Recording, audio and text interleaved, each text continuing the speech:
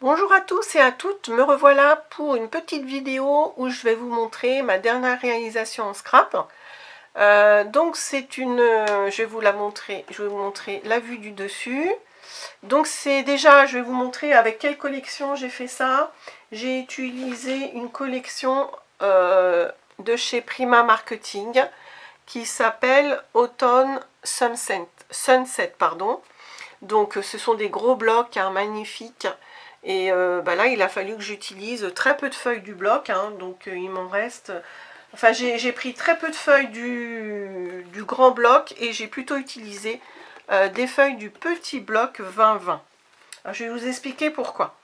Alors ce projet-là, il est assez connu. Hein, si vous faites du scrap depuis longtemps, ce sont des choses qui ont été réalisées, qu'on a vu pas mal dans des vidéos depuis plusieurs années même, mais moi je l'avais jamais fait personnellement. J'avais fait des boîtes à explosion, vous savez, avec différents étages qui se montent. Et celui-là, c'est également une boîte, mais pas vraiment à explosion. On l'ouvre et un album se découvre. Alors je vais vous montrer ça tout de suite. Je vous dis d'abord que en fait c'est une idée de... Alors je sais plus, alors je vous mettrai le lien sous la vidéo. J'ai suivi le tuto d'une copine scrapeuse et en fait je trouvais que c'était encore, moi vous savez que j'aime bien mettre des photos quand même assez grandes, enfin normales dans les albums, voire grandes. Et là le projet c'était vraiment pour des photos très très petites.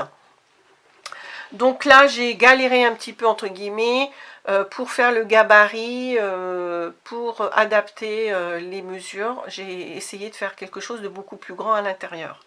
Ce qui donne au final une grande boîte. De long elle fait 26 et de large 10. Donc c'est pour ça que quand il fallait recouvrir les côtés de 26, j'ai pris les grands papiers 30-30. Et pour l'intérieur, vous allez voir, j'ai pris les 20-20. Donc là, sur le devant, je me suis amusée à découper enfin, j'ai redécoupé dans une autre feuille et j'ai monté en 3D. Hein, je pense que ça se voit un petit peu là sur la vidéo. Et puis, donc je vous montre le tour. Là, je me suis amusée à faire une bandelette à la perforatrice, bordure. Donc sur les côtés, voilà, c'est un peu flou. Dès que là, derrière, j'ai mis ce beau papier là. Au fond, j'ai mis un neutre. Pour le fond, j'ai utilisé, vous savez, je vous en ai déjà parlé aussi, un papier que j'aime beaucoup maintenant, que j'utilise énormément, le A3 pardon, Craft de chez Craftly. Voilà, si vous voulez retrouver la référence, c'est dans une vidéo précédente, Haul Craftelier, et j'avais mis la référence en dessous. Donc je vous ferai, selon les demandes, si ça vous intéresse, je ferai un tuto par rapport à ce projet-là. Les copines du coin avec qui je fais du scrap à la maison de temps en temps à travers une crop, je vous conseille de ne pas le réaliser, même si vous en avez beaucoup envie, parce que je pense que ce sera le projet, pas de la future crop, parce que vous savez que c'est un album en lien avec Noël, mais la prochaine, c'est-à-dire en février ou mars ou avril, on verra. Ce sera certainement pour la deuxième crop de l'année. Donc je vous montre ça tout de suite, parce que je parle beaucoup. Donc on ouvre, voilà, c'est une boîte, hein, on ouvre et on découvre, vous voyez, donc là j'ai fait de la déco partout, hein, même derrière le couvercle.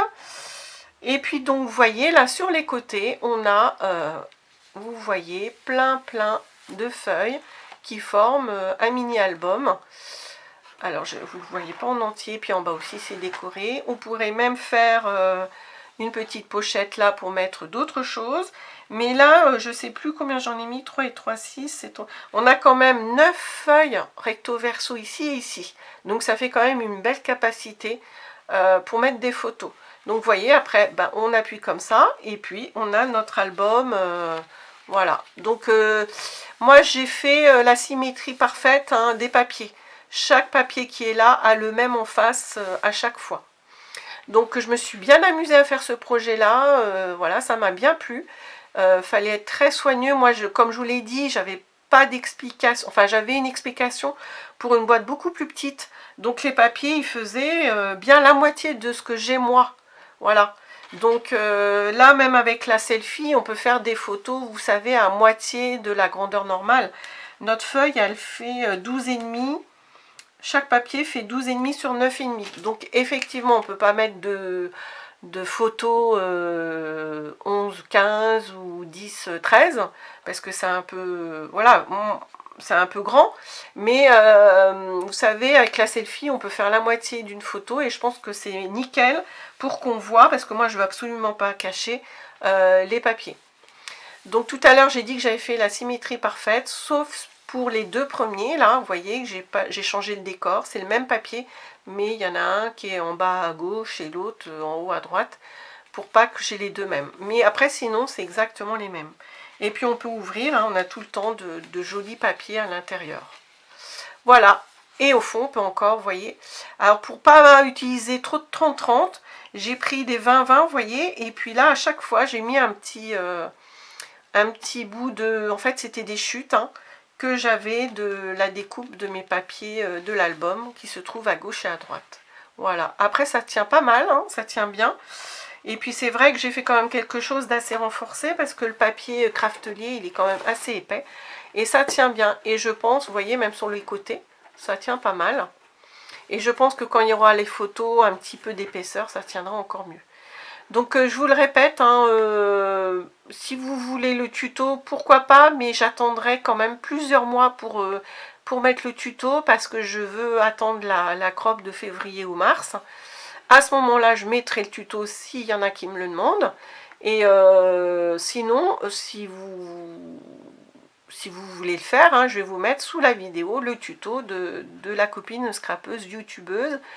Et voilà, vous pourrez, moi je me suis guidée de ce tuto. Je vous montre vite fait, hein, mais je ne vais pas vous expliquer, hein, pour faire ce gabarit-là. Vous voyez, j'ai utilisé du papier qui est nul, entre guillemets, que j'utilise vraiment pour faire des gabarits.